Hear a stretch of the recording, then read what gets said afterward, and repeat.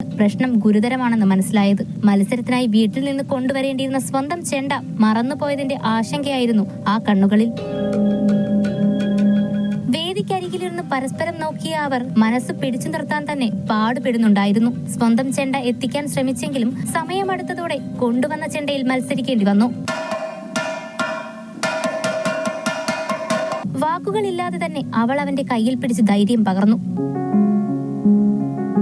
ഒടുവിൽ മത്സരത്തിന് വിളിവന്ന നിമിഷം ചങ്കിടിപ്പോടെ അവൻ വേദിയിലേക്ക് കയറി.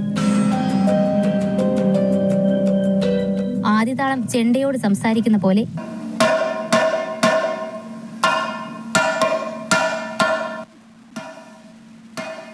പിന്നെ മുറുകി. വേദി മുഴുവൻ മേളത്തിൽ അലിഞ്ഞു.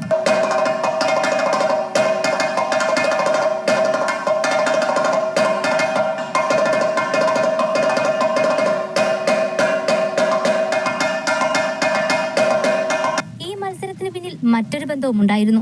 സഹോദരിയുടെ ഭർത്താവാണ് അനന്തുവിന്റെ പരിശീലകനും മാർഗദർശകനും. ദീർഘകാല പരിശീലനത്തിലൂടെ ചെണ്ടയുടെ താളവും ലയവും പഠിപ്പിച്ച ഗുരു. സ്വന്തം ചെണ്ട ഇല്ലാത്ത സാഹചര്യത്തിൽ പോലും പരിശീലനത്തിലൂടെ നേടിയ ആത്മവിശ്വാസമാണ് അവനെ മുന്നോട്ട് നയിച്ചത്.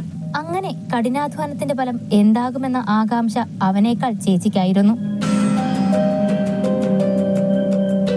ഒടുവിൽ പ്രയത്നത്തിനും ആത്മവിശ്വാസത്തിനും ഫലം അവനെ തേടിയെത്തി. മത്സരത്തിൽ പങ്കെടുത്ത എല്ലാ ടീമിനും എ ഗ്രേഡ്.